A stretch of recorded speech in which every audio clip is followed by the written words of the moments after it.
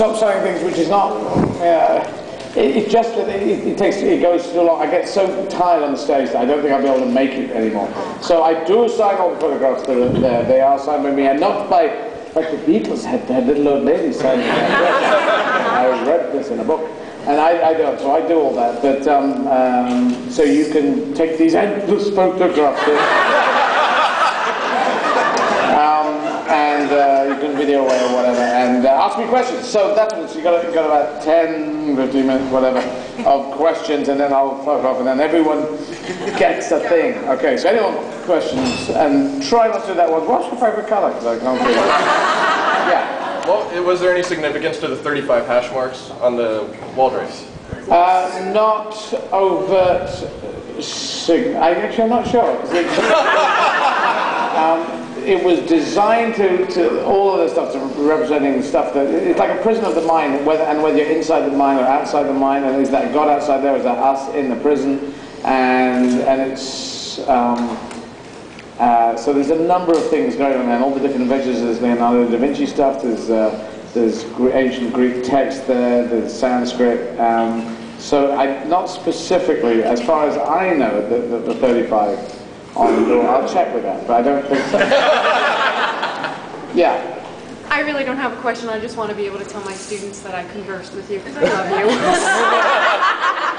Alrighty, there we go. Yeah. Why exactly, is there any significance on the people you choose to imitate, like Sean Connery or? No significance, just whatever I can get to. I like them all. That's it. I'm not good at impressions, so yeah. No, because there's some really good impressionists, and they sound really like people, and I sometimes sound like the people I'm trying to do. Most of the time, I sound not like them. Yeah. Yeah. I read somewhere they weren't sure about the Riches coming back. Is it coming back for a third season? Because it's great. Well, I plan to come back for 7 seasons. Yeah, it's sort of not. I don't get the go no go decision thing, but that's what the. It's not. It's a lot of people want to come back, and it's decisions they have to make and the thing and the financials and this and that and the other whatever.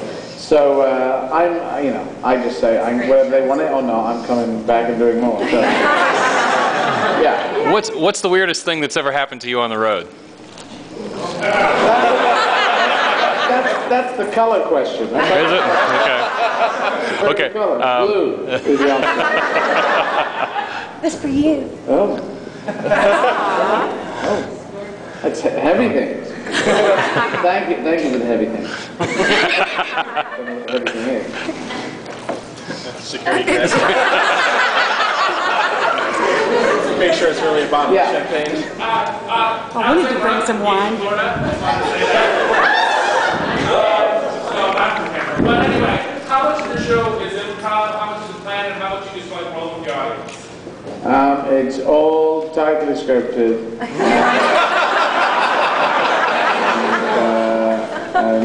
and I never make any.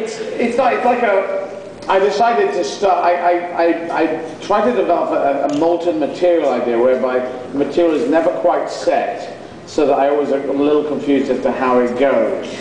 And that keeps me sparking, as opposed to saying, because and this happens in real life. People have fixed orders, like the military. They go, this is how you do it. This is how you do it. Especially when you go into new wars. Because I happen to be a student of military history.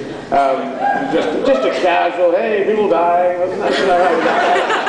But everyone at the beginning of the next war is fighting the last war. So all the ones in the Civil War, they were fighting the Napoleonic wars. And so if you take those rules, and whenever you put rules in stone, time moves on, and then it doesn't, a lot of that doesn't work. So, and like prayers in religion, people say, but no, most people don't think about each word, each line when they're saying this stuff. And so I found in stand-up that if you go into a piece, when you're starting off and making it up, it becomes very interesting, and you're really energized with it, and then it becomes locked down and becomes a prayer. So I decided to keep it always molten, and now I've tried to make molten structure, so the actual structure of the order in which I go can also fuck around. I can also do that back to front, because then it's always alive, and I go, oh yeah, and then it moves backwards and forwards, and I just feel that gives it an interesting energy.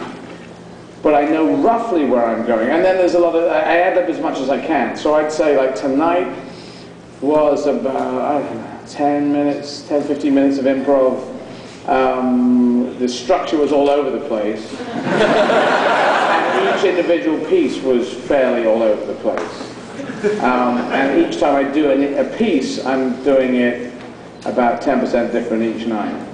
So I just keep putting uncertainties into everywhere, so it's constantly molten. That's the sort of technique. Yeah. As a zookeeper who works with giraffes, I can verify that your information is 100% correct. Which bit of the information? They hide behind themselves? They seriously hide behind themselves? But how can that work? Because that's insane. Won't the first giraffe get it? They forget after about 20 seconds. No, but you're doing comedy now. Sorry? What, the giraffes hide behind themselves? But I mean, how can they do that? My logic being that the first one, by real logic out there, with the tiger would eat, because they wouldn't be able to pull off the Eiffel Tower bit. Wouldn't that be? Just, what I read was that their kick can smash a lion's jaw. Because I was in the Boston Zoo and I was talking to giraffes there. All right, I'll leave you with that one. Yeah, the guy in the back. Oh, the woman in front of the guy in the back. What other comics do you watch? I don't watch anything. Patton Oswalt I really like. I mean, originally Richard Pryor and Steve Martin stand up, and Billy Connolly stand up. Those are the ones that my stuff really comes out of. Python is my original basis of where the comedy comes from. All that sort of twisting stuff of highbrow and lowbrow. You just, whatever you take highbrow, you talk about it in a lowbrow way, and then you spin it. You take lowbrow subjects and talk about it in a highbrow way. That spin comes out of Monty Python. Yeah. Why didn't you release Sexy here in the U.S.? It will be. It's just technical reasons. I have it imported and switched my computer to play it. You can get hard players that will do multi-regional much easier than the computer. For some reason, the computer still won't play multi-regional, which is annoying. I know it's annoying, but and it changed my region, so now that's all my computer plays. So I have one DVD on my computer. I'm sorry. Yeah, I know. Yeah, I'll get it out. I'll get it out.